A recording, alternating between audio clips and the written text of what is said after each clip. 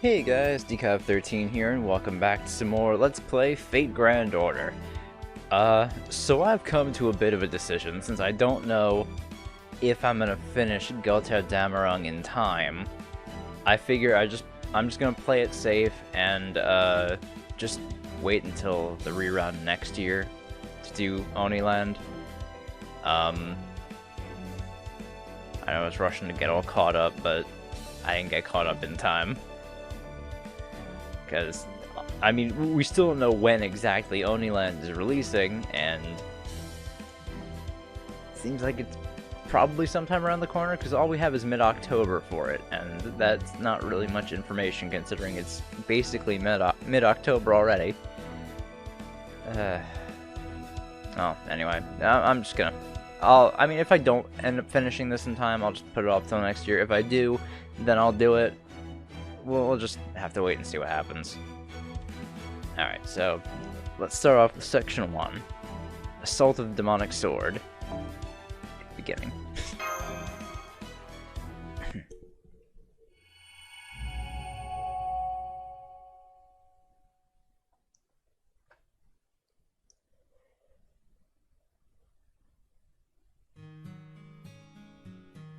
I've always hated Sundays. Is it because I hate my father? No. Is it because I hate my mother? No, it's not that either. When I was little, I wholeheartedly embraced their dreams for me. I really thought everything they talked about would come true. I didn't need to hate them. I didn't even need much in the way of parental love from them. I believed that I would one day reach the sixth imaginary element, just as they wanted. I would be the one to make my family's long-held dream come true. I had gained the power I needed to accomplish that. But even so, I hated Sundays. Detested them even. I loathed having to spend all day Sunday at home. The home I grew up in. With my parents. From the time I woke up till the time I went to bed, it felt as though that giant ceiling was crushing me to death. I don't hate my parents. I respect them. I'm proud of them. That much has never changed. So then, what did I hate about Sundays?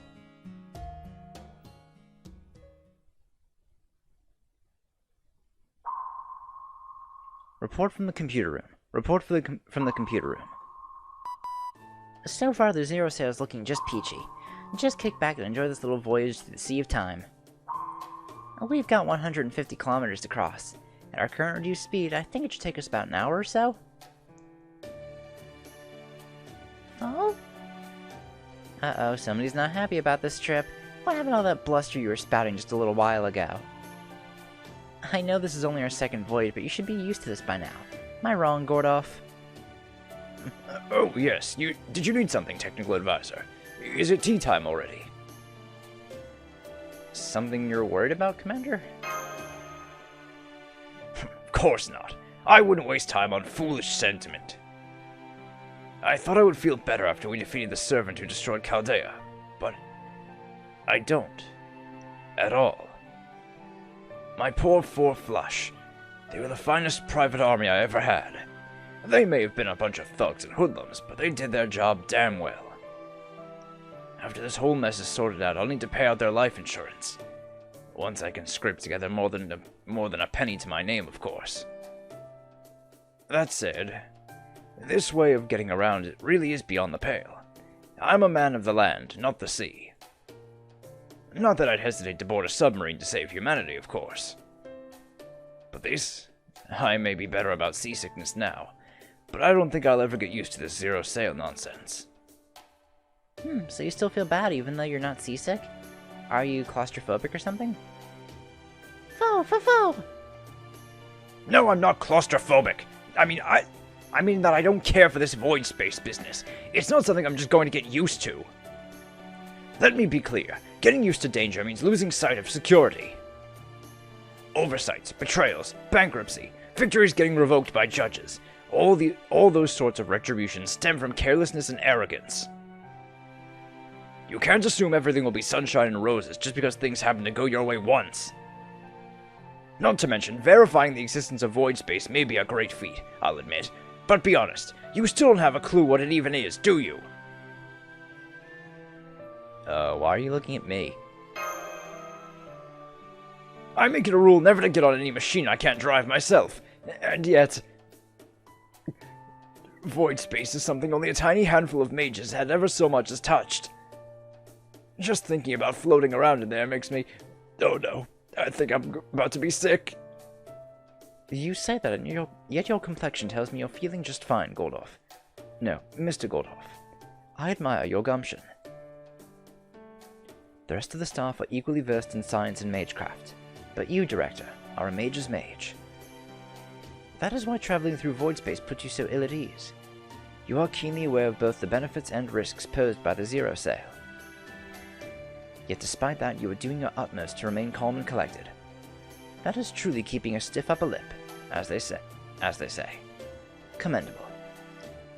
You must have hit rock bottom quite a few times in your life. Perhaps you're accustomed to being in dire predicaments at this point. I'm accustomed to nothing of the sort. I've never once crossed the finish line in last place, I'll have you know. Crossed the finish line in last place? I've never heard an expression like that before, Director Gordoff. Well, of course you haven't. Once you get to be a man of my caliber, Miss Mash, even the expressions you use take on a special life of their own. That's the first time he's ever addressed me respectfully. Yeah, it's the first time he hasn't called her, like, demi-servant. Holmes could use some work when it comes to paying someone a compliment. That was a compliment? Good grief. Heroic spirits certainly are, different. Then again, he might be easier to talk to as an administrative advisor if he were a caster. I very much doubt that. My spirit origin may change, but I'm quite sure I would remain the same. If you require proof, I was a caster when I first met Mr. John. And even now that I have made an official contract with Chaldea as a ruler, nothing has changed. Wouldn't you agree, Miss Kirillite? Yeah, you're still very much the same person you were back in... back in Camelot. Now that you mention it, that's true. I don't think you've changed at all, Mr. Holmes. Well, alright then. By the way, technical advisor, what's our itinerary for this voyage look like? Huh? Director Gordoff, Da Vinci just briefed us about that right after we arrived in void space. Maybe he blacked out after we started the Zero Sail? Oh. I'm so sorry, Mr. Gordoff. We had no idea you lost consciousness with your eyes open. What? Come now, don't be absurd. I've handled the G-forces from accelerating to over 250 kilometers per hour, I'll have you know. I say, what about you, youngster? Yes, you, John. Your file said you frequently fall into REM sleep. I believe it even said you could do it standing up, if I'm not mistaken. Is that some special skill of yours? That's right. We call it the John REM. No way. I was just kidding about the skill part. Are you people alright? No. At any rate, it seems you dozed off just as easily as I do. Do you remember what the briefing was about? Perhaps now would be a good time to review all that you know while we were at it. Yes, that's a good point. I'm sorry. Oh, but as for Senpai, I think he went off to have lunch with Foe after we left on the Zero Sail. You heard the man, Da Vinci. Would you be so kind as to summarize our current situation for him? Sure, if that's what he wants. Okay, let's go over our immediate itinerary again.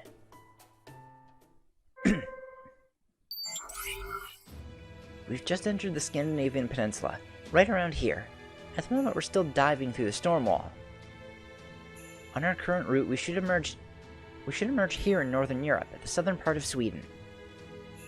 It's only a 10-kilometer trip, but since we don't have any connection to Scandinavia, surfacing at our intended destination will come down to a combination of a dice roll and my navigational genius. And since I've got my hands full making sure our coordinates don't go fluctuating all over, we have no way of knowing if there will be any hostile entities on the other side. So be ready for an even rougher emergence than the one we went through in Russia. So in other words, entering one of these Lostbelts inevitably comes down to the luck of the draw, eh? Just to make doubly sure, is there any way we could ignore the Scandinavian... Is there any way we could ignore the Scandinavian Lostbelt and head straight to the North Sea? Certain conditions need to be in place for us to emerge inside a Lostbelt, right? Then why go out of our way to do that? Even if we don't know the Wandering Sea's exact coordinates, if we can just get to the North Sea... I know, but I'm afraid that's just not possible. We're currently skimming right next to the border between reality space and void space. It's the only way we can peek into reality from void space, which we have to do if we're going to emerge somewhere we lack a connection to. In addition, the amount of power the shadow border consumes in this mode is directly affected by the amount of real-world distance we travel. I mean, it would have to be, given that we're following a reality so closely.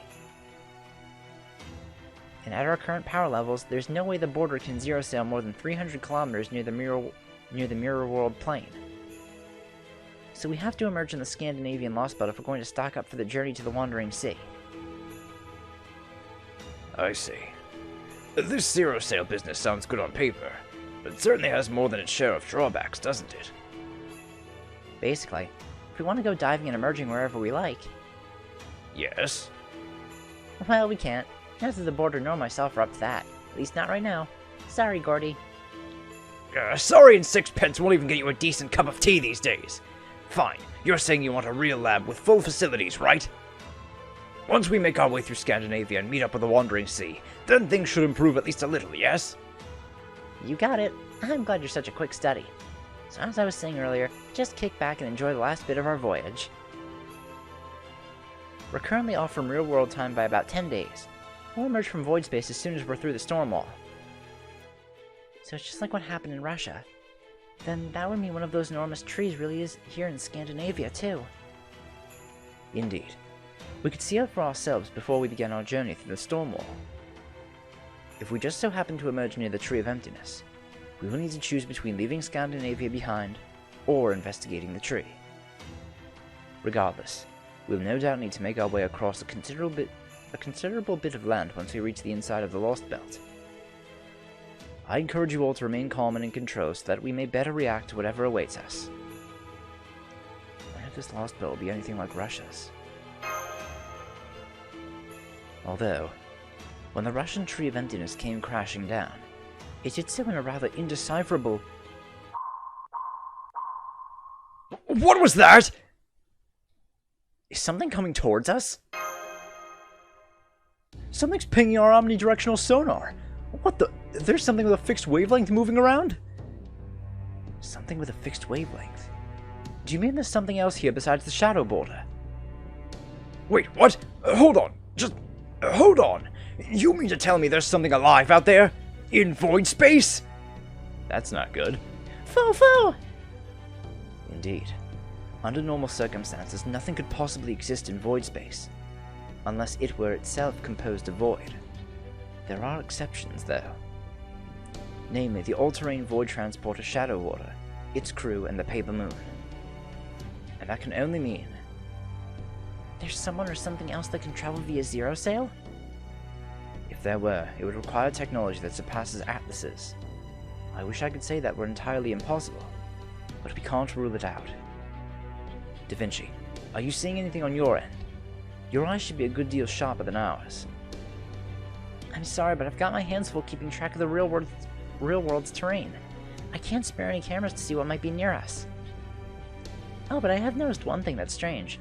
The shadow board's been running really smoothly for a while now. So there's definitely something out there in our vicinity. I just couldn't tell you what it is. The border's also got Magecraft and Spirit radars in addition to the sonar, but they're not turning anything up either. Since I can't imagine there could be anything living in void space, I'm guessing it's using soliton-like wave conduction, but... We... Director Gordov? We're under attack! Oh, who was it that was saying that the old man had gotten used to this stuff? It must be some sort of monster or servant with the ability to zero sail. They could be anywhere. Yes, that's a distinct possibility. Rasputin mentioned something along those lines too.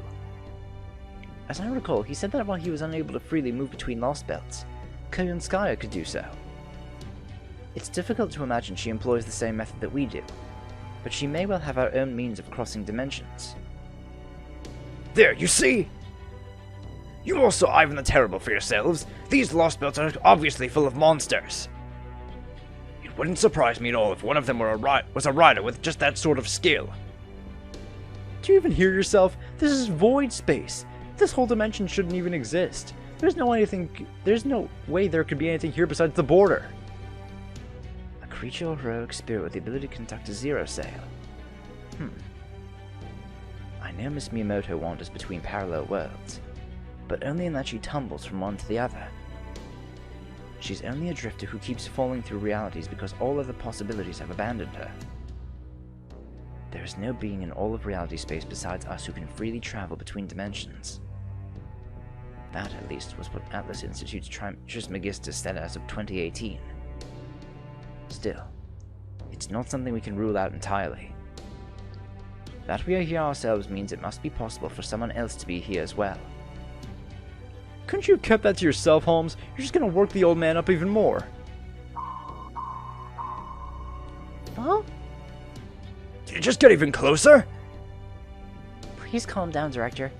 I know this may not help put your mind at ease, but I think I sense something. Something close.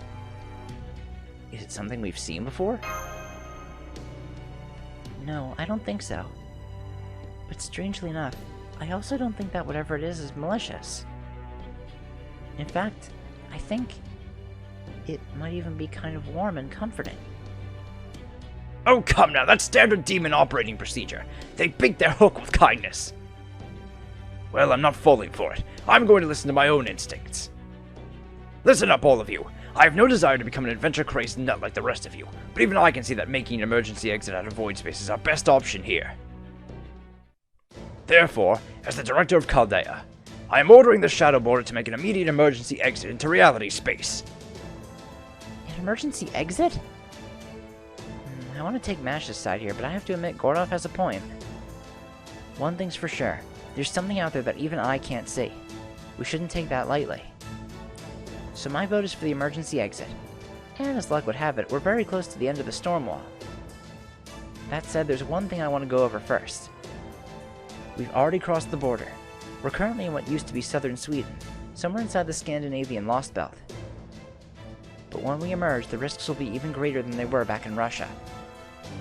Cutting out the future predictions in order to force our way back to reality could result in the entire Shadow Border coming apart. And it's not just the border. All of you could end up seriously hurt as well. If your selves from 10 days ago happen to overlap with your selves from now, just having your bodies catch up with their own regulatory functions will be enough to make you vomit. Are you okay with that if that ends up happening? Of course, as this vehicle's central processing unit, I'll be doing my best to avoid that. Of course! At this point, a little nausea is nothing. Just get us the hell out of here, Da Vinci! I don't want to spend another second with this unknown thing if I can help it. I'm responsible for all of your lives here. As such, I refuse to continue a voyage in such close proximity to an unknown entity. Get the Shadow Border to the surface right now. Don't make me repeat myself again. Just hurry! Alrighty, if you're ready to face the music, I'll do my best to make sure it's a pleasant tune. Miniere, I'm going to switch over to manual. We don't want the safety functions putting on the brakes on autopilot. Are you serious? Doesn't that completely go against the manufacturer's recommendation? I think we're well past that point. Initiating high-speed calculations. Preparing to emerge in... An emergency alert! Everyone strap in! Take deep breaths while you still can! Don't worry about that alert. We're just putting a little more strain on the hull than it's designed for. Isn't that incredibly dangerous? Yes, it is. Da Vinci knows what she's doing. Right. You're right. I believe in her, Senpai. Yeah, I really didn't want to resort to this, but since it gives me a bad fever, this new, smaller body just isn't as resilient as my old one. I'll do whatever I can to help. Patch me into the console if you would. I'll help too. Thank you. I'm afraid I'm relegated to learning by observation myself, but the more hands the better. If only Mr. Babbage were here to assist us. I hear you. But I'm afraid the Spirit Origin briefcase alone it just isn't enough to summon him outside of short battles. We'll just have to make do. Man, wouldn't it be great if another Salieri dropped into our laps right now? Like, say, now! Damn, it didn't work. Eh, well, worth a shot. Guess we're on our own after all. Alright then, let's do this thing. Activating Paper Moon. Initiating Planet Navigational Chart plus-minus convergence. Commencing Shadow Border's docking sequence into Reality Boundary. Disengaging Mirror World Plane Voyage. Though the stratum may dissolve, I continue to exist. Reapplying Time Flow Traction from Reality Space. 0.4 second difference between target coordinates and current recognition confirmed. That's well within tolerances, so we are good to go. Merging from Void Space. 30 seconds until arrival at Reality Space. Zero sail complete. Emerging into Reality Space.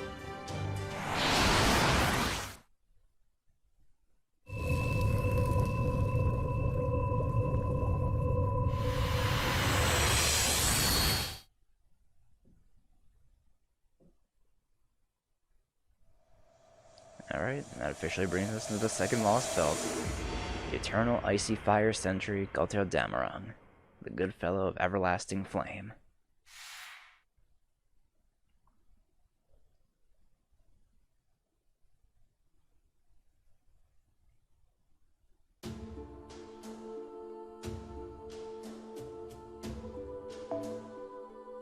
Alright, Assault of the Demonic Sword. We just got Berserkers here, so... We got any decently leveled foreigners?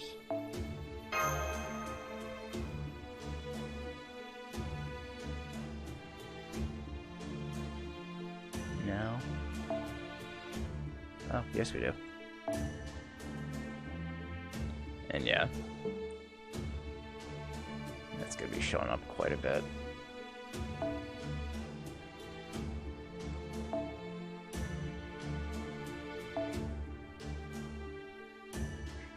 So I'm gonna bring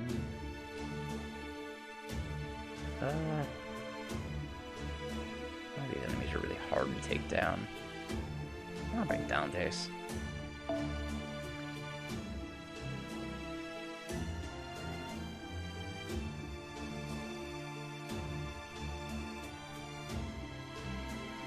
I have an imaginary element in this account? Not imaginary element, imaginary round. I feel like I have at least one copy of that, but I could be wrong.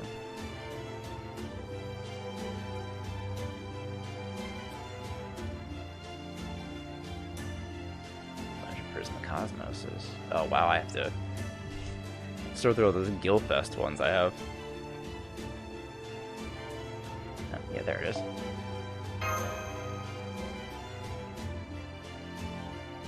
Yeah, let's go with this.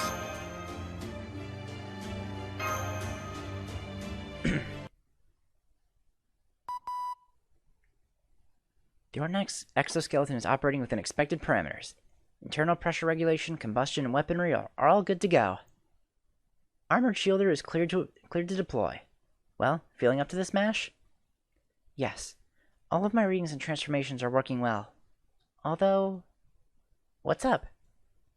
I thought you'd be ejecting me again. But this chamber and model both seem very different. Well, sure. Last time we were sending you into the thick of an ongoing battle. This time we're just having you check out our surroundings. Besides, Master's coming along with you. We can't go shooting you both out, can we? Ah. Right. Good point. I forgot that Senpai will be joining me. You sound disappointed about that, Mash. Alright, let's try this again. Are you all set? Yes. Armored Shielder ready to deploy. You got it. Shadow Border, open the hatch.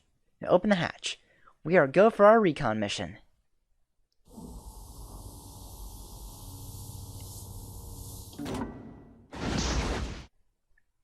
Oh yay, more snow.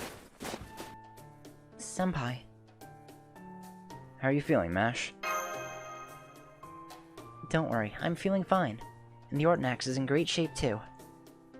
Da Vinci really is a genius, even after all that intense fighting we did in Russia. It's still in perfect working order. Thanks to that, I should be able to use all of my power at any time. All that aside, this place is very snowy, isn't it, Senpai? It's 3 degrees Celsius, but the wind isn't cold at all, and the air feels crisp and clean. It feels like a real winter wonderland compared to Russia. I'm sure the temperature will drop to well below 0 once night falls, but right now I'm just enjoying how peaceful it is. It's really romantic. I agree. I was just thinking the same thing. We still don't know exactly what this Lostbelt is like, but at least this place seems quite peaceful. It's enough to make me hope that maybe not every Lostbelt is dangerous. But this really isn't the time to wax philosophical. Let's get started, Master. Alright, it's perimeter check time. Right. Let's start by looking for some sort of hill so we can get a better view of our surroundings. The border is recharging for now while it stays camouflaged in the snow. Da Vinci said it would take about 3 hours for it to charge up completely, so let's do our best to explore as much as we can in that time. Alright, see what we can find, if anything. Okay, we've reached the top of that hill. It's nothing but snowy fields as far as I can see. And then there's... Senpai, look! Blue fire.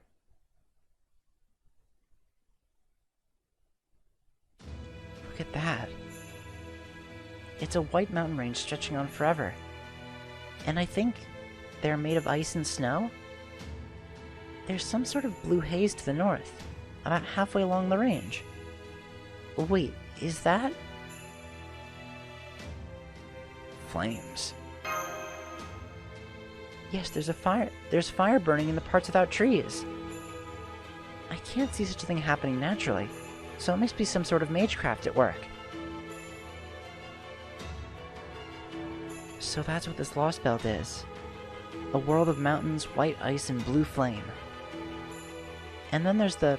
sun? It's much too big to be the sun, though. This doesn't add up. I've heard parts of Scandinavia can get almost no sunlight for months at a time. But I've never seen anything about the sun being this size. I doubt any such records even exist. The sun, huh?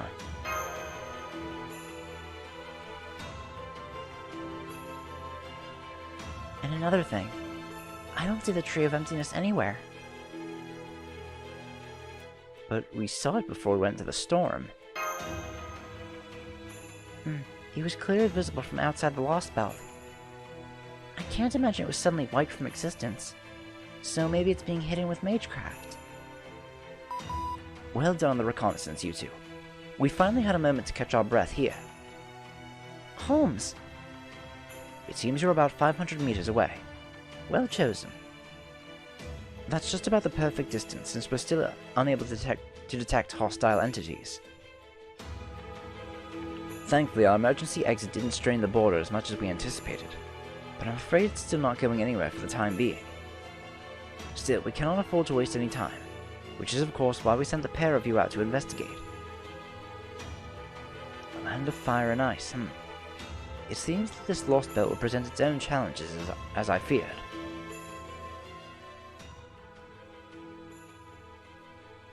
That's all we can see from here.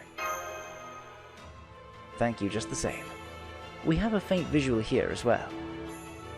The sun does indeed appear to be far larger than is normal, but it should be tens of billions of years before it reaches this size. We still don't understand how drastically a Lostbelt can change its environment, but this one has transformed our sun into a red giant. Were that the case, forget the ice and snow. The whole world would be a scorched desert. Miss Curelight may be able to survive such an environment, but Mr. John most assuredly would not. Yes, which means that may not actually be our sun.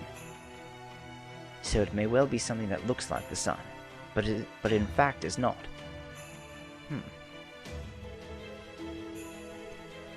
I don't recall anything along those lines in Scandinavian or Germanic folklore, but I'll take another look just in case. Those flames don't look like your typical forest fire.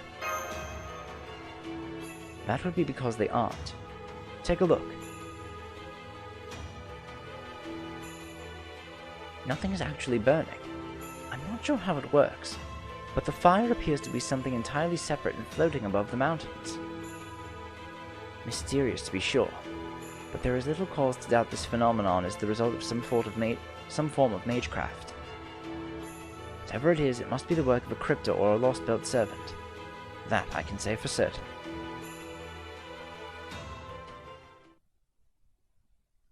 Assuming it's a Lostbelt servant. Mr. Holmes really hit the nail on the head, Senpai. Well, of course he did. He's famous for always finding the truth of any situation right away. And of course, for captivating readers, there's brilliant and elegant deductions. Thank you, Miss Kirillite. Though I must admit it's a touch embarrassing to be so effusively praised for the novelizations of my cases. But perhaps that's not so bad every once in a while. I'm not usually one to skip right to the conclusion. But yes, I'm quite certain that the one who created those flames is... What is it? Do calm yourself, Foe. Foe! Q! Foe, what is it? Is something wrong? I think we found the hostiles. Master, get behind me! We've just discovered an enormous humanoid creature. Enormous humanoid creature, you say? I see. That is troubling. Most troubling indeed. He appears to be about 5 meters tall. His arms are also very long and he's wearing some sort of mask. I think he's speaking a language of some kind, but... I can't make out what he's saying. It sounds more like an animal howling than any language I know of. Hello? Bonjour? Guten Tag? Ni hao? Konnichiwa? Please listen to me. We are not your enemy. We don't mean you any harm. We are... He doesn't understand. Master, I'm afraid he's coming right for us. He's about to attack. Get ready to fight. Understood. Moving to intercept the hostile. Alright, here we go. The typical enemy we're going to be facing in this Lostbelt. I mean, they're not too bad.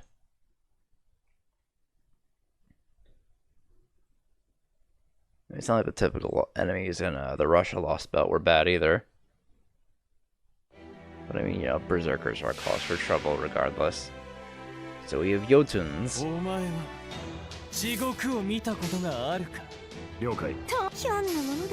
I should have gone for the quick channel.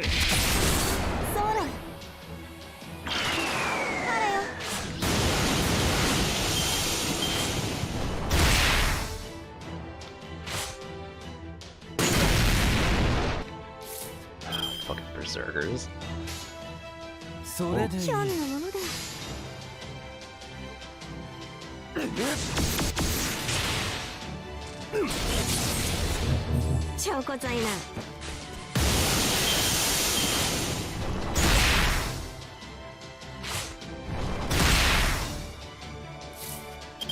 Alright, here we go.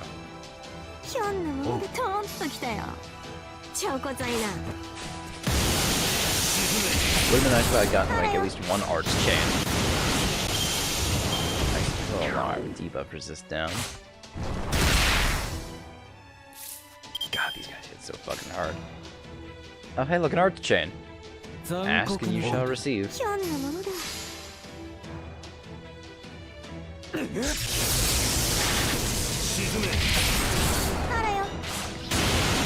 there we go.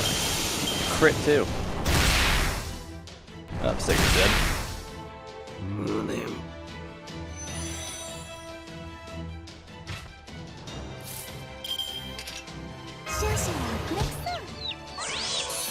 Oh, good though. I'm glad that was enough. タケ様またガムを買いやがった本気で言うか No, I want to use illusionary buff. こんなところかちとんたっぷり墨をするさ Oh, we can get our defense downs on him too. 敵対抗だオンそじりしたそうかオン若知りへ一里伝そうか万象見通す限定北進より八甲擁護せし尊上の王よ渾身の一筆を収め立てまつるいざいざご見覧あれ武学36世体の王妃ラミュラスサビゴロゴロとふるめきな Alright, 166,000 left.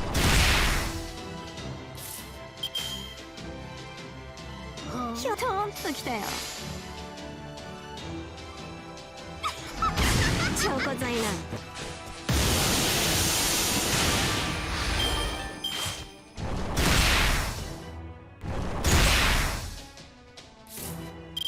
I use more for 見破ってみせる I'd がよい rather use my evade on focus that up.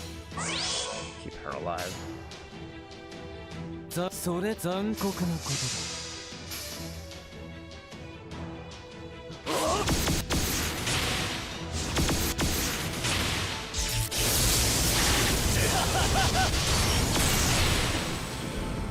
そら万事相済みました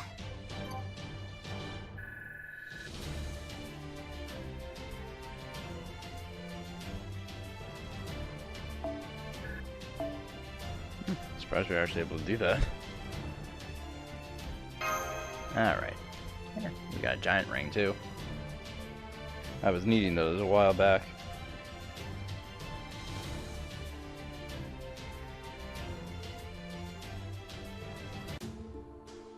Alright, this one is Berserker and Assassin. Alright, I mean, might as well bring Caster. You know, since we're in the Scandinavian Lostbelt. Bring out the cats there. We'll change out Dante's to C as well. I think I want to give him K-Scope. Don't I have K-Scope leveled up? I think I should, but I don't. I have that level 1 one. Should probably focus on leveling that up. Wouldn't be a bad idea.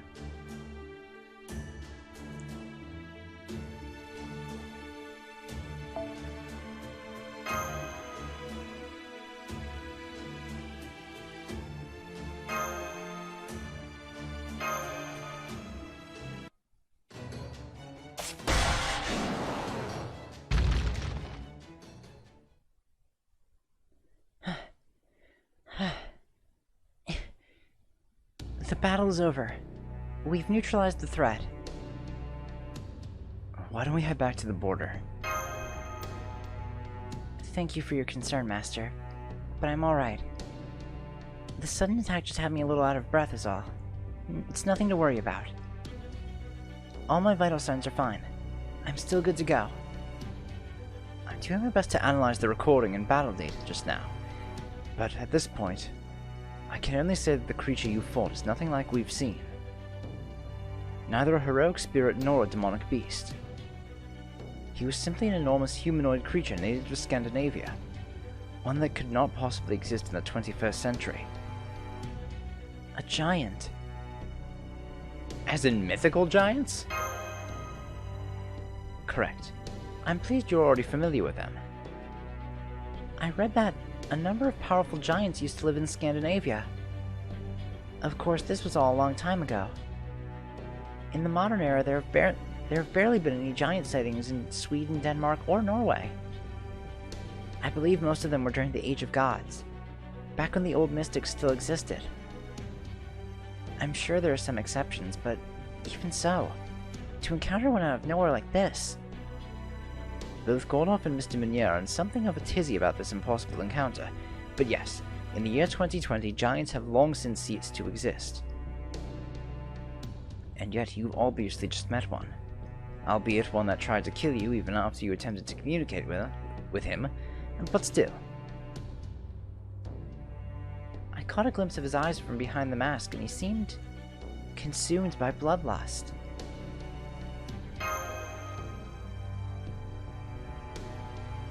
So in this version of Scandinavia, creatures from the Age of Gods are still live. This is most troubling.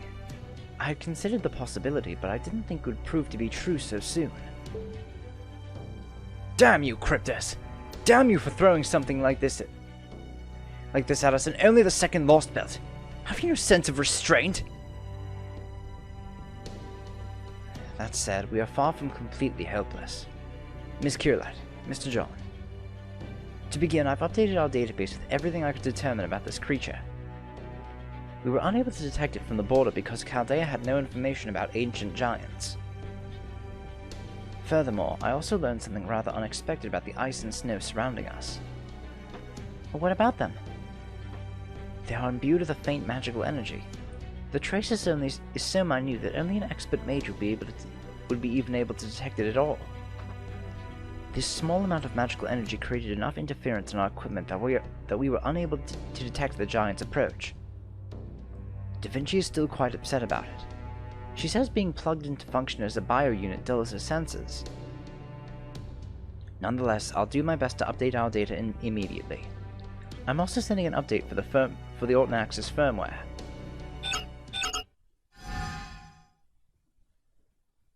Right. Confirming update now. Master! I'm picking up new hostiles in our periphery. There's at least several ice beasts traveling alongside another giant. We need to get out of here before we're surrounded. Understood. Well, shit. I can see them up ahead. Master! Time to fight, then. Well, no escaping that shit.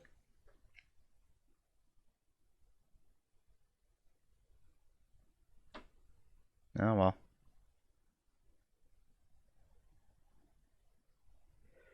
I mean, we were gonna fight it anyway.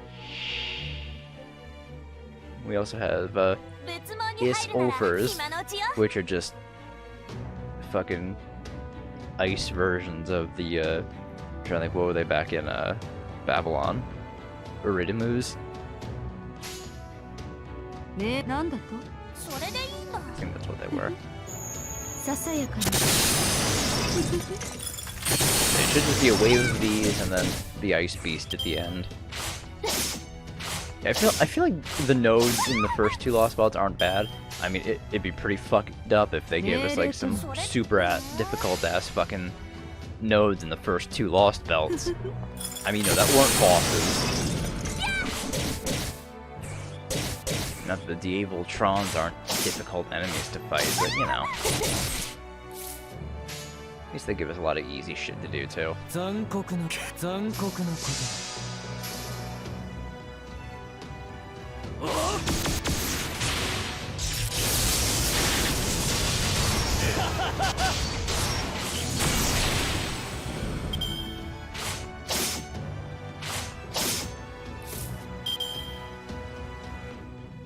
Alright, oh, this one's about to attack. Maybe Sanzo can do this? God, I hope. Oh, yeah, she can. Why'd I doubt Sanzo?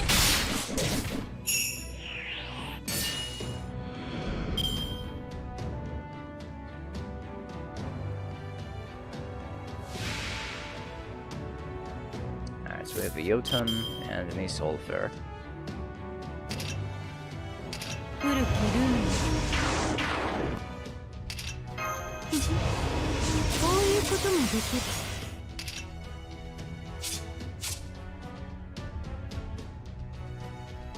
You don't really give us any bonuses with your NP.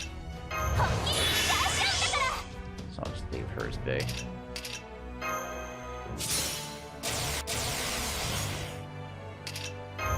This is empty, right? Yes. Alright, so let's... 慈悲などいらぬ。御仏パワー全開ね。それでいい。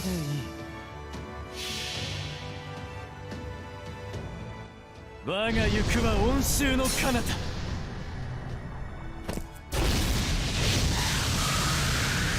アンテルシャトーティフ。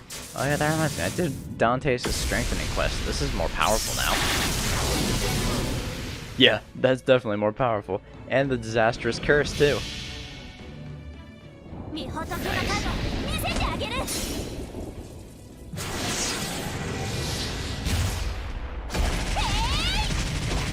五行間釈迦如来将。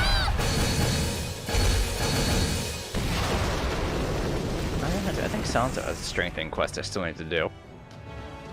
Strengthen her NP. 情けはかけ That ぬ。 might be worth it to do. そんな Unless I already did it. I just don't 口 remember. 果てよ Oh well.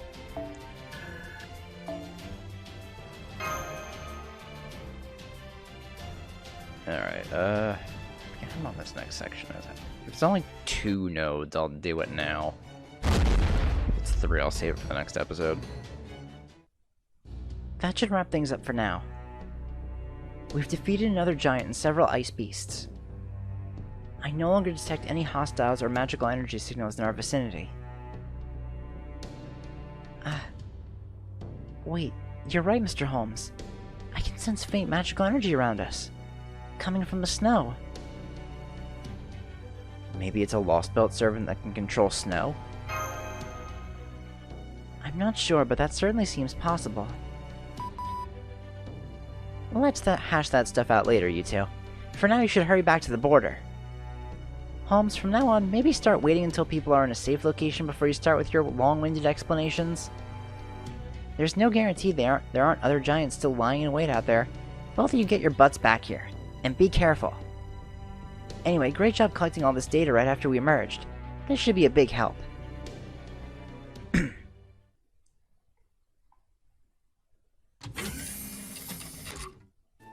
Oh good, you're back. Welcome home, you two. It's good to be back. The Ordinax is working wonderfully. Thank you again for that. Glad to hear it. Gordov's having a little rest. Said he was having a nervous breakdown or something. I guess the emergency exit was pretty hard on him. Guess all that worrying you did about scouting out our surroundings after we emerged was for nothing. I wouldn't say that. He's trying to keep us safe. In his own way. Naturally, his primary concern is his own survival. But that's still an important part of being a leader. When things get dangerous, you snap to attention. When things get dicey, you get right the hell out. That's how things are supposed to go. But the further removed the higher-ups get from the action, the softer they get when it comes to making those calls. So in that sense, Director Gordov is exceedingly good at his job. I'm not sure why, but he seems to treat any danger his field operatives are in as danger to his own life. I wonder what that's all about. Maybe he had a really strict tutor growing up or something. You know, like someone teaching him to think about war from the perspective of the people he's sending out onto the battlefield. Oh yeah, I see what you mean. That would definitely explain some things. Now that you mention it, he always looked like he was in a lot of pain whenever John was in a tight spot back in Russia. Talk about empathy. No wonder he was always kicking up such a fuss. At any rate. Make sure you write up the recon findings in a nice report template when you hand it off to him, if you don't mind. And that ought to be more than enough to keep old Gordy in the loop. On a different note, you guys really had a rough time out there, didn't you? Yes, we did. Giants are beings from the Age of Gods. Not even mages have seen more than the occasional fossil of them. Any survivors in areas where mystics were still in full force were probably seen as threats, and taken out by the heroes of their respective ages. They're certainly not something you'd run into every day. I mean, you guys didn't see hide nor hair of them in any of the 7 eras you race shifted to, right? Not even in the actual Age of Gods.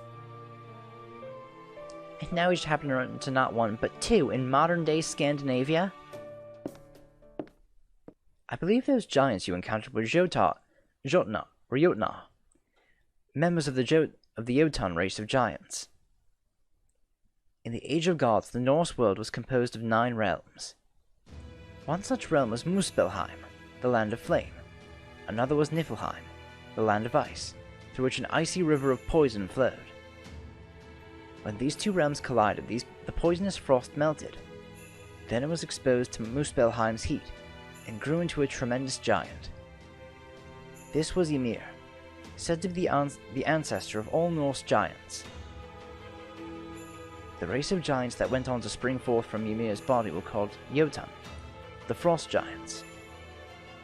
These giants were truly beings belonging to an era when gods walked the earth. At times the Jotnar would mix with the Norse gods, giving birth to new gods and giants alike. It's said that the surviving Jotnar eventually fell out of mythology, and went on to become trolls. But what you 2 saw today were no trolls. They were most definitely Jotnar.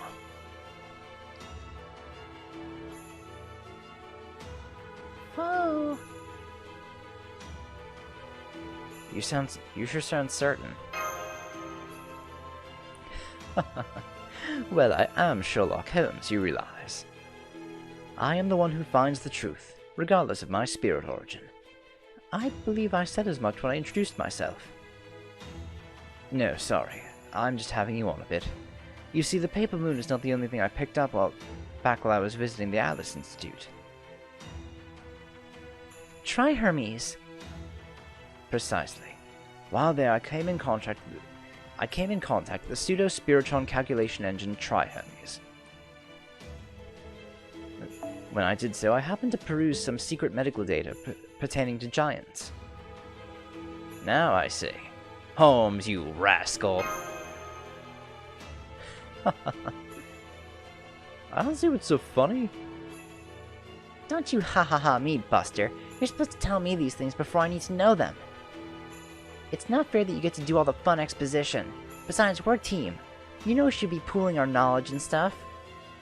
I shall take that under advisement, especially considering it comes from none other than the great Leonardo da Vinci herself. All that said, I could certainly use a bit more information myself.